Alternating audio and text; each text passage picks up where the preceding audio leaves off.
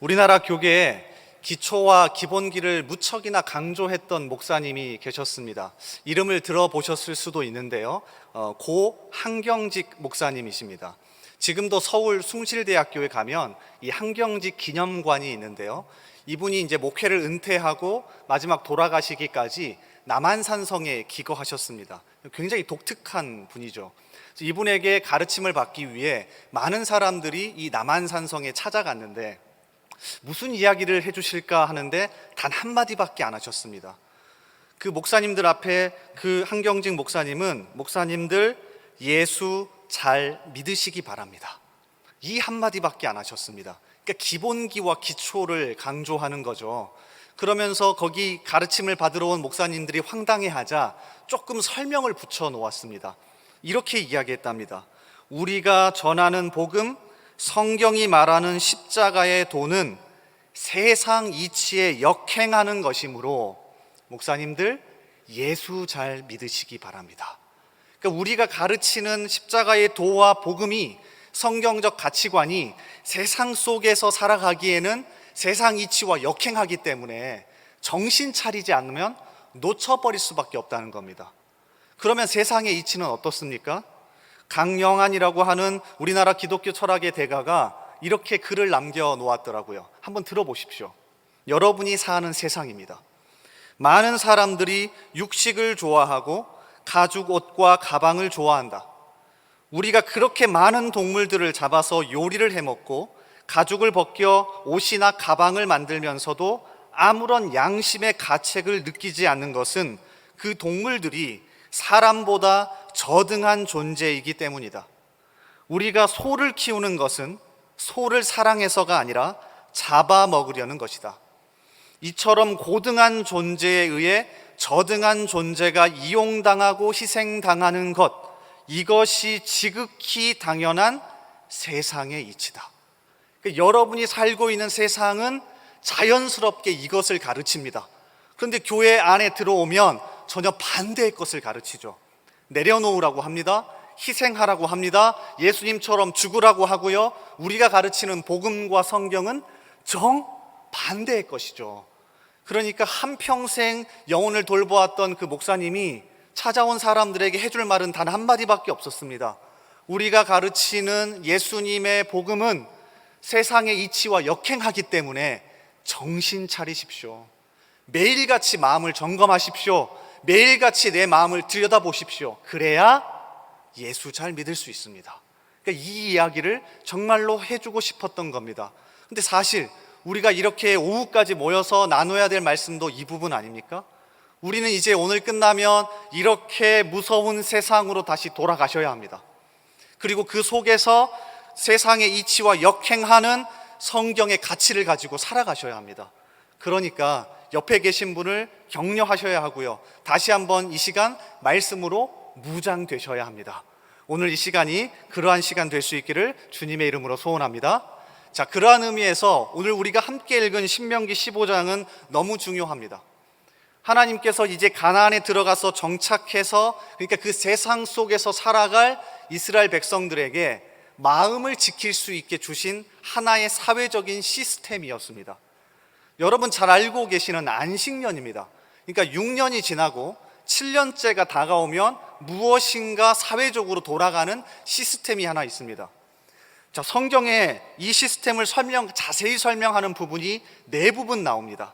출애굽기 21장에 한 번, 그리고 출애굽기 23장에 한 번, 레위기 25장에 한 번, 그리고 오늘 신명기 15장에 한 번. 자, 네 번이 등장해요. 네 번이 별로 많지 않다고 생각하실 수도 있는데요. 원래 모세오경은 하나의 두루마리로 된 책입니다. 그러니까 한 권의 책에서 무려 자세하게 네 번이나 반복해서 이 사회적인 시스템을 소개하는 겁니다. 그러니까 의미가 있는 겁니다. 그래서 이 부분을 살펴보면서 어떻게 우리의 마음을 점검하게 하셨을까, 그리고 어떻게 이렇게 살아갈 수 있을까 붙잡는 이 시간이 될 수 있기를 바랍니다. 자, 먼저는 이 원리인데요. 안식년의 원리는 굉장히 간단합니다. 교회에서는 아마 많이 들어보셨을 겁니다. 6년째가 되고 6년이 지나고 이제 7년째가 되면 그래 모든 것을 쉰다라고 생각하실 겁니다. 근데 명확하게 의미하면 그렇지 않습니다. 7년째 모든 것을 쉬는 게 안식년의 핵심이 아닙니다.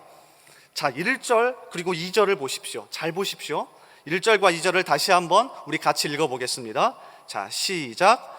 매 7년 끝에는 면제하라. 면제의 규례는 이러하니라. 그의 이웃에게 구워준 모든 채주는 그것을 면제하고 그의 이웃에게나 그 형제에게 독촉하지 말지니 이는 여호와를 위하여 면제를 선포하였음이라. 우리가 착각하는 게 안식년은 가난하고 없고 소외되고 회복받아야 할 사람이 다시 회복되고 힘을 얻고 다시 한번 일어선다. 틀린 얘기가 아닙니다. 여기에 핵심이 있는 게 맞습니다. 그래서 진정한 희년과 안식년은 하나님이 주시는 게 맞습니다. 이거를 7년마다 경험할 수 있게 해줬습니다. 그런데 또 다른 핵심이 하나 있습니다. 7년마다 우리의 마음을 점검하게 하셨습니다. 잘 보세요. 1절부터 11절까지 오늘 본문 말씀 속에서 너는 면제받아라, 너는 종에서 풀려나라, 너는 회복되어라는 말씀이 없습니다. 어디에 있습니까? 면제해라. 너가 손을 펴라. 너가 종을 풀어 주어라. 그러니까 실질적으로 하나님이 우리에게 안식을 주실 겁니다. 우리에게 완벽한 회복과 기쁨을 주실 겁니다. 그런데 우리는 가만히 있는 게 아니라 우리가 이 과정 속에서 하나님을 붙들고 진짜 점검해야 할 부분은 뭐냐면 내가 손을 펴서 면제하는 사람인지, 내가 손을 펴서 풀어주는 사람인지, 내가 진짜로 마음을 완악하게 품지 않고 내 옆에 있는 사람을 향해서 놓아주고 이용하지 않는 사람인지, 자, 이걸 점검하셔야 합니다. 그런데 자연스럽게 우리는 세상 속에 살다 보니까 교회 안에서도 내 옆에 있는 사람과 동료들을 이용하려 듭니다. 어떻게든 내가 이 사람보다 더 우월하다는 것을 증명하려 하고요. 나도 모르게 계급이 생겨나지 않았습니까? 자, 7절과 8절 말씀을 보십시오. 그래서 하나님이 계속해서 우리의 마음을 지적하십니다. 제가 읽어드릴게요. 내 하나님 여호와께서 내게 주신 땅 어느 성읍에서든지 가난한 형제가 너와 함께 거주하거든 그 가난한 형제에게 내 마음을 완악하게 하지 말며 내 손을 움켜쥐지 말고 반드시 내 손을 그에게 펴서 그에게 필요한 대로 쓸 것을 넉넉히 구워주라. 약육강식의 세상 속에서 잠시나마 내 손을 놓아주고 내 손을 펴서 내 옆에 있는 사람에게 완악한 마음을 풀어주는 것, 이게 안식년의 진짜 핵심이었습니다. 그러니까 6년 동안 그렇게 안 살다가 7년째 되는 해만 이걸 할까봐 하나님은 이어지는 9절에 더 정확하게 이렇게 말씀하십니다. 9절을 보십시오. 삼가 너는 마음에 악한 생각을 품지 말라. 곧 이르기를 일곱째 해 면제년이 가까이 왔다 하고 내 궁핍한 형제를 악한 눈으로 바라보며 아무것도 주지 아니하면 그가 너를 여호와께 호소하리니 그것이 내게 죄가 되리라. 근데 이게 우리의 약은 마음입니다. 7년째가 되면 다 풀어줘야 되니까 가까워 오면 빌려주지도 않고 은혜를 베풀지도 않고 내가 손해보려 하지 않은 게 우리의 마음입니다. 저도 이 말씀을 준비하면서 얼마나 힘들었는지 모르겠습니다. 정말 어렵더라고요. 가만히 내 마음을 들여다보니 내가 더 편하려고 하는 마음이 많지, 손해보고 더 베풀고 남을 위해주고 높여주려는 마음 갖기가 정말 어렵더라고요. 여러분 어떠십니까? 그래서 하나님이 아이 7년짜리 커리를 만들어 놓으셨습니다. 6년 동안 그렇게 살다가 7년이 되면 강제로라도 해라. 강제로라도 해라. 그러니까 여러분 교회에 오셔서 이거 훈련하셔야 합니다. 압니다. 옆에 있는 교회 성도를 높이고 베풀고 약은 마음을 품지 않는 게 제일 힘듭니다. 우리는 교회에 와서 서로 위로받으려 하고 어떻게든 채움받으려고만 하지 옆에 있는 사람을 세워주거나 더 채워주거나 높이려고 하는 마음을 갖기가 정말 쉽지 않습니다. 여러분 어떠십니까? 그래서 안식년이 돌아오면 이 손을 펴서 강제로라도 연습하게 했습니다. 고신대학교에서 학생들을 가르치는 권혜생 교수는 그래서 이 부분을 다음과 같이 설명해 줍니다. 비단 이것은 가난한 자들만을 위한 것이 아니다. 부자들도 자칫 땅을 많이 가지며 물질에 속박될 수 있었다. 따라서 가난한 자뿐만 아니라 부자도 물질적 속박에서 자유롭게 했다. 어떤 사람도 가난 때문에 더 이상 고통받지 않도록 했다. 어떤 사람도 부유함 때문에 하나님보다 물질을 더 숭배하지 못하도록 했다. 그러니까 어떻게든 더 내려놓고 하나님을 더 섬기고 내 옆에 있는 사람에게 손을 펴서 베풀 수 있는 걸, 이 마음을 연습을 계속 시켰다는 겁니다. 제가 요새 유독 주목해서 보는 드라마가 하나 있습니다. 아마 여러분도 아실 수 있을 텐데요. 이상한 변호사 우영우입니다. ENA라고 하는 종합 종편 방송에서 방영을 하는데 무려 시청률이 14%나 됩니다. 거의 기적이라고 하더라고요. 이 드라마에 보면 자폐를 가진 주인공 변호사가 나옵니다. 자폐를 가졌는데 기억력이 너무 좋아서 변호 활동을 할 때 이 기억력을 활용해서 굉장히 우수하게 해냅니다. 근데 제가 주목해서 보았던 건 5화입니다. 혹시 못 보셨으면 5회분을 꼭 보시기 바랍니다. 이 5회에서 로스쿨 시절부터 자신을 도와주었던 동료 변호사 최수연이라고 하는 사람이 나옵니다. 자폐를 가졌으니 많은 사람들에게 보살핌을 받지 못하고 항상 소외당했어요. 근데 이 최수연이라는 변호사가 그때부터 계속해서 도와준 겁니다. 그러다 밥을 먹다가 우연찮게 친구니까 자신의 별명을 지어달라고 우영우에게 얘기합니다. 자, 이 대사를 제가 그대로 가져왔는데 한번 들어보십시오. 이렇게 생겼습니다. 최수연 변호사가 이렇게 얘기합니다. 나도 그런 거 만들어줘. 별명을 이야기합니다. 최광동안 최수연 어때? 저런 포즈를 갖고 말합니다. 아니면 최고 미녀 최수연? 그러자 주인공 우영우가 아니야 라고 단호하게 말하죠. 그러자 다시 묻습니다. 아니야? 응, 너 그런 거 아니야. 그러면서 별명을 지어주는데요. 사실 여기에서 오늘 설교 제목을 가져왔습니다. 별명을 이렇게 말합니다. 너는 봄날의 햇살 같아. 로스쿨 다닐 때부터 그렇게 생각했어. 너는 나한테 강의실의 위치와 휴강 정보와 바뀐 시험 범위를 알려주고 동기들이 날 놀리거나 속이거나 따돌리지 못하게 하려고 노력해. 지금도 너는 내 물병을 열어주고 다음에 구내식당에 또 김밥이 나오면 나한테 알려주겠다고 해. 너는 밝고 따뜻하고 착하고 다정한 사람이야. 봄날의 햇살 최수연이야. 이 장면을 보는데 너무 부끄러웠습니다. 어쩌면 하나님이 우리에게 바라시는 모습도 봄날의 햇살 최수연이 아닐까 모르겠습니다.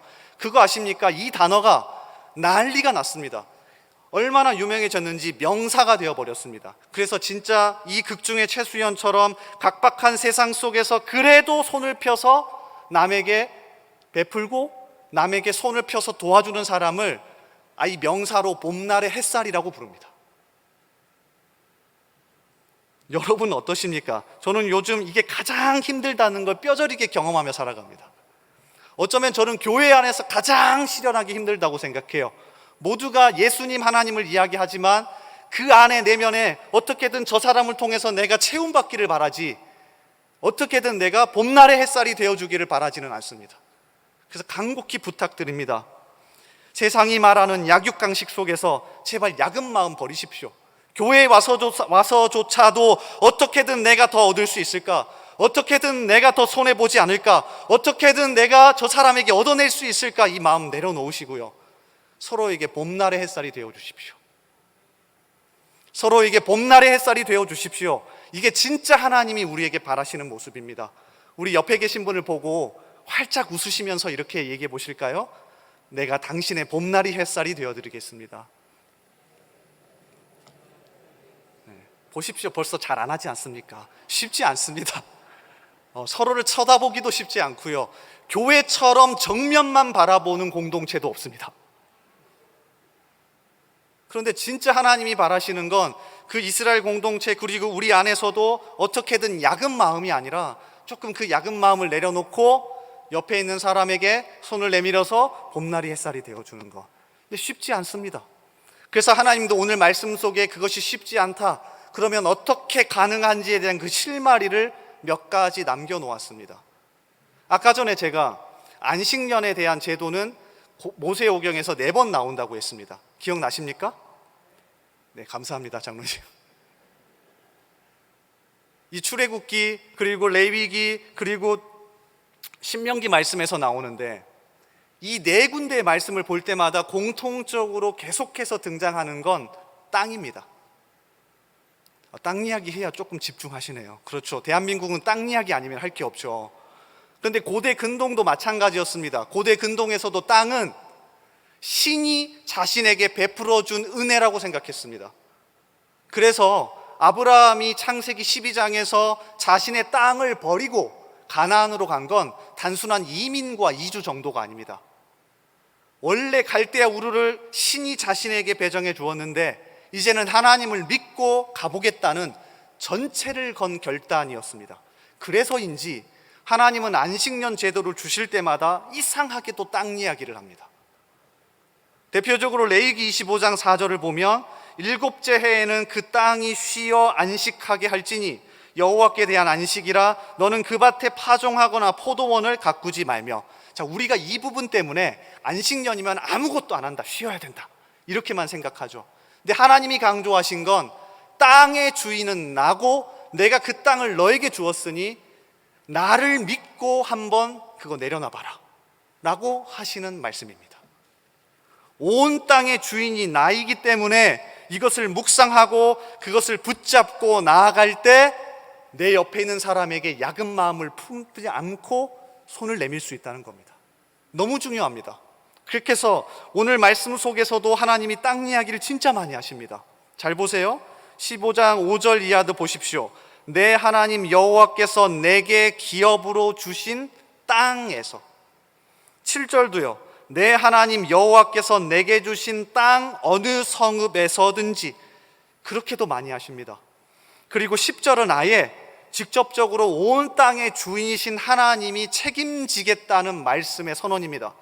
이로 말미암아 내 하나님 여호와께서 내가 하는 모든 일과 내 손이 닿는 모든 일에 내게 복을 주시리라. 우리는 이 뒷부분에만 집중하죠. 그런데 명확하게는 온 땅의 주인이신 나를 붙잡고 묵상하고 바라볼 때 마음을 열어서 손을 펼 수 있다는 겁니다. 단순하게 착한 마음 품는다고 봄날의 햇살이 되는 게 아니라 온 땅의 주인이신 하나님을 붙들어야 가능하대요. 그래서 쉽지가 않은 겁니다. 그래서 하나님은 가나안 땅에 들어가기 직전까지 얼마나 마음의 높아심이 있으셨는지 한 번 더 강조하십니다. 여호수아 3장에 보면 드디어 가나안 땅에 들어갑니다. 요단강을 건너요. 근데 하나님이 자신을 누구라고 소개한 줄 아십니까? 저는 정말로 희열이 돋았습니다. 여호수아 3장 11절. 보라 온 땅의 주의 언약궤가 너희 앞에서 요단을 건너 가나니. 그러니까 이걸 제발 묵상하고 깨달으라는 겁니다. 또입니다. 이어지는 13절에 한번 또 얘기하십니다. 온 땅의 주 여호와의 궤를 맨 제사장들의 발바닥이 요단물을 밟고 멈추면 요단물 곧 위에서부터 흘러내리던 물이 끊어지고 한 곳에 쌓여 서리라. 그러니까 성경은 땅 이야기밖에 없습니다. 왜요? 하나님이 주신 나의 전부라고 생각했으니까. 근데 그것조차도 하나님이 붙들고 있다는 생각을 가져야 우리의 약은 마음이 녹아진답니다.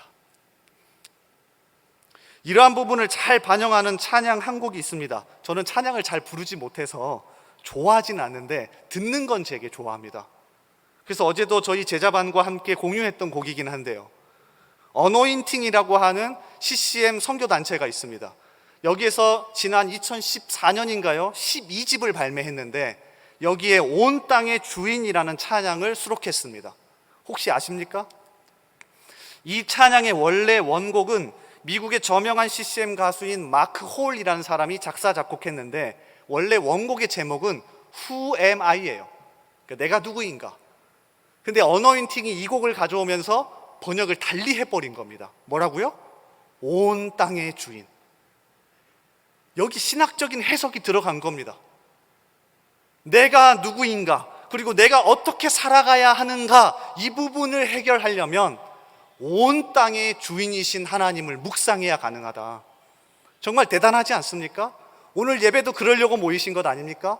내 삶의 주인이신, 온 땅의 주인이신 하나님을 예배하고 경배하고, 하나님 맞습니다, 그래서 각박한 세상 속에 가서 봄날의 햇살처럼 살아보겠습니다 라고 다짐하시는 것 아닙니까?